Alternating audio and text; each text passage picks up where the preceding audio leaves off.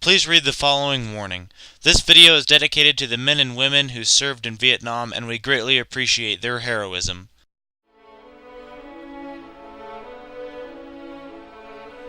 They say there's a place where dreams have all gone. They never said where, but I think the war in Vietnam was a brutal conflict that lasted just under 10 years. It cost the lives of 58,212 young American boys, as well as tens of thousands of Vietnamese citizens. It was also the first war in American history that was very strongly opposed by the public. Join me today as we watch this video timeline on the war in Vietnam, as we hear from real veterans and their real experiences.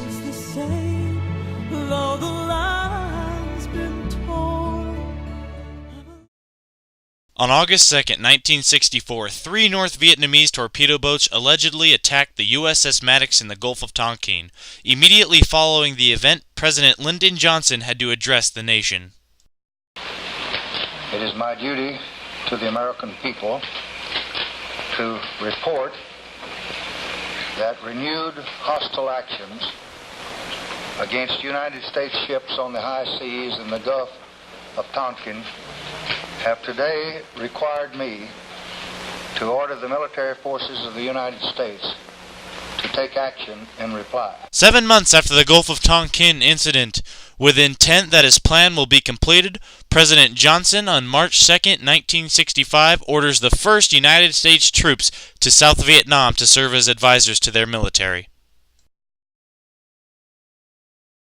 3 months after the first U.S. troops set foot in Vietnam, the North Vietnamese see this as a threat and they begin building up their military for a larger war.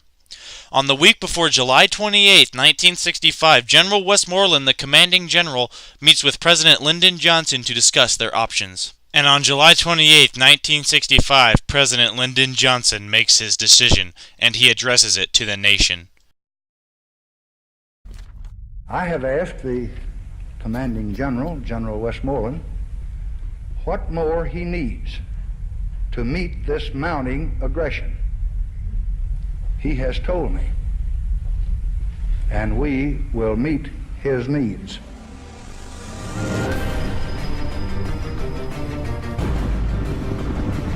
I have today ordered to Vietnam the Air Mobile Division and certain other forces which will raise our fighting strength from 75,000 to 125,000 men almost immediately. Additional forces will be needed later, and they will be sent as requested. This will make it necessary to increase our active fighting forces by raising the monthly draft call from 17,000 over a period of time to 35,000 per month. In the beginning, this decision seemed like a great one to the American public. They were proud to go to war, and they wanted to serve their country. But as the war progressed, they began to see the reality of war, and President Johnson kept ordering more men and more men to Vietnam.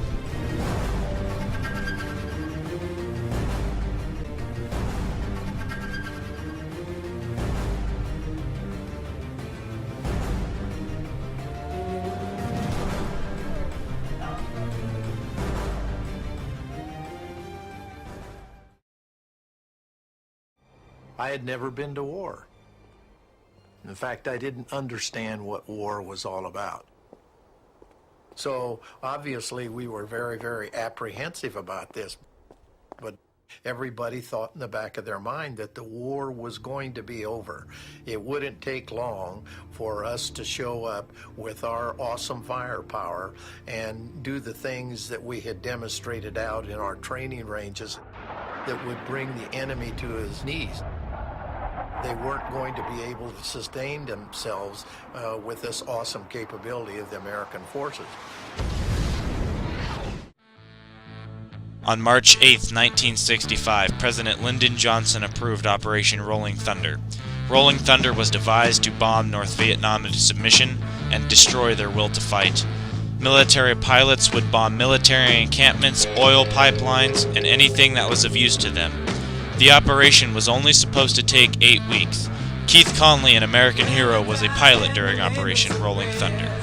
For an operation that was only supposed to take 8 weeks, 3 years passed before military high command called off the operation. Too many bombs were being wasted, and the North Vietnamese showed no signs of giving in. After the 3 years had passed, tens of thousands of Vietnamese citizens perished.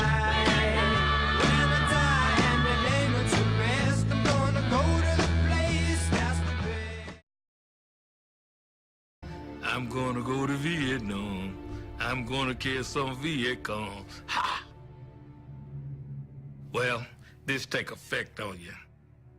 Remember now, I've been drilled for a good 8 years with nothing but talking about combat. Not that I wanted to experience, but it had become a way of life. There's certain things you do and how you do it.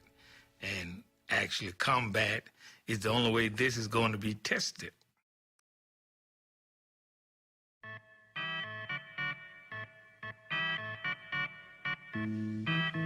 At the outbreak of the Tet Offensive in 1968, it became clear to the United States military that the war will not be won by territorial gain, but it would rather be won by body count. The more dead enemy soldiers there are, the better.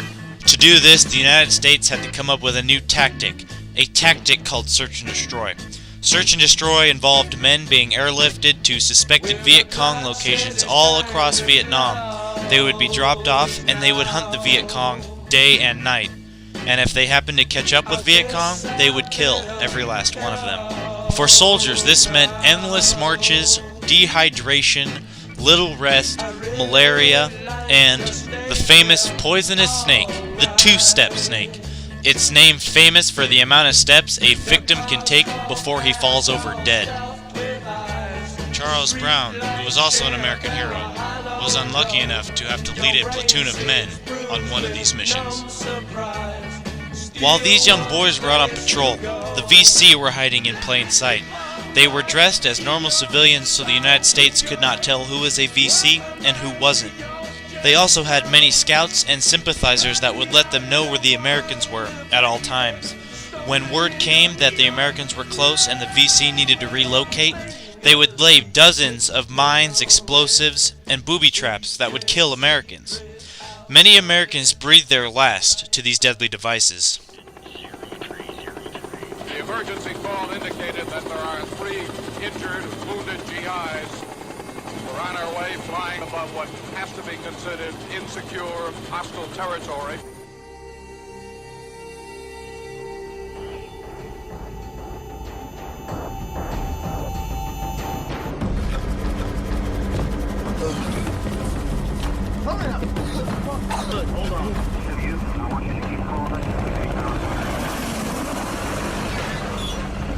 Okay, we've got our 3 wounded GIs on board. At least one of them is hit pretty bad. We took a little fire on the way out of this pickup area.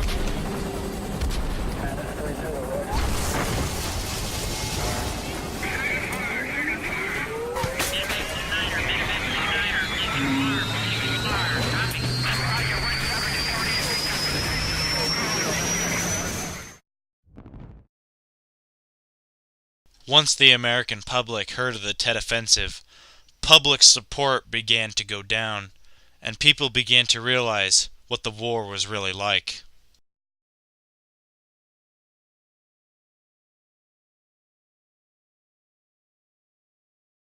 In the year 1970, the war for the Americans began to take a turn for the worse.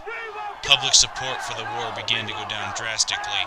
The only solution for the government was to draft even more men, and hopefully those men were protesters.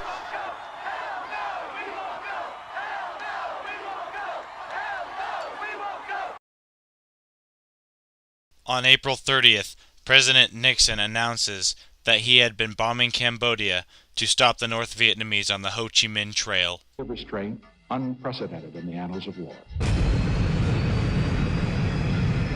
However, when the enemy abandons all restraint, throws its whole army into battle on the territory of its neighbors, refuses to negotiate, we simply face a new situation.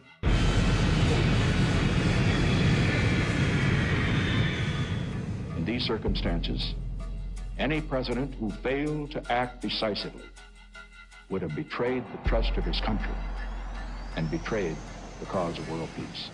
But the event that threw the nation into complete turmoil was on May 4th, 1970, on the campus of the University of Kent State in Ohio. 2,000 students at the University of Kent State were furious, and they met in a courtyard to protest. Many of them participated in burning down a military ROTC building on the university's campus. Once President Nixon found out that a military installation had been burned down, he ordered the Ohio National Guard to go to the university and quell the uprising. According to National Guardsmen testimonies, they felt threatened enough to fire live rounds into a group of unarmed college students. At the end of the protest, 4 students lie dead. One was an avid protester, the other 3 were caught by stray bullets on their way to class.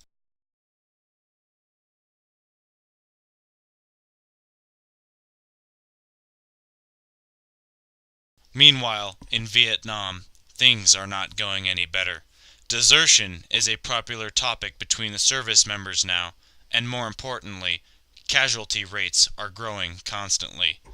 Additionally, military suicides go up by 300% during the last 5 years of the war. I didn't have it nearly as bad as some guys had it. I feel guilty about that sometimes. Like, I should have suffered more. Get that survivor syndrome, survivor's guilt. I didn't do enough, didn't work hard enough. I hear it from these young vets today. They want to go back because they left their buddies there. They want to keep going. But I crash landed in helicopters. We were attacked on LZs, and I came home without a scratch. And my buddies didn't. A lot of guys didn't make it home. And a lot of guys, I always think a lot of these guys made it home all right, but they're still in Vietnam. And I didn't want to be them. I didn't want to be that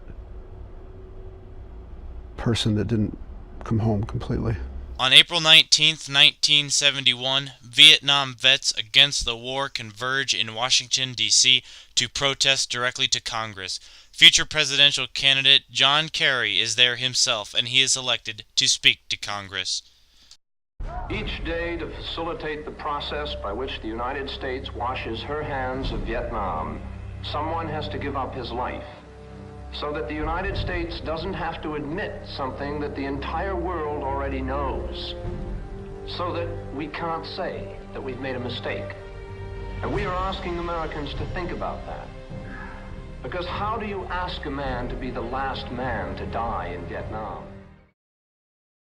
Congress listened to John Kerry's little speech with wide open ears, and after hearing it, they began to recall troops from Vietnam one division at a time. On August 11, 1972, the last ground combat unit leaves South Vietnam. They are headed for home. Ground operations are over, but the war is not. There are still 500 prisoners of war held in North Vietnam. Their fate is uncertain. In October of 1972, in Paris, France, a treaty agreement is signed between North Vietnam and the United States, and Operation Homecoming commences. Operation Homecoming releases all the prisoners of war. They return home, and now the war in Vietnam is officially over. As these young heroes were returning to the States, they would soon realize that living at home in the United States was as bad as living in Vietnam. The public hated military servicemen, and they got no thanks for their efforts. At that point, it seemed like it was really easy for anybody to yell at us. If you had a uniform on, you were just bad news. You know, people would treat us pretty badly. It was a constant barrage of just meanness and calling me the things about baby killer and about killers and this, and that was really tenuous to me. Of the 2.5 million American heroes that served in Vietnam, only a total of 1/3 of them were volunteers. Thank you for watching this video. I hope you enjoyed it, and I hope this gives you a new insight on the war in Vietnam.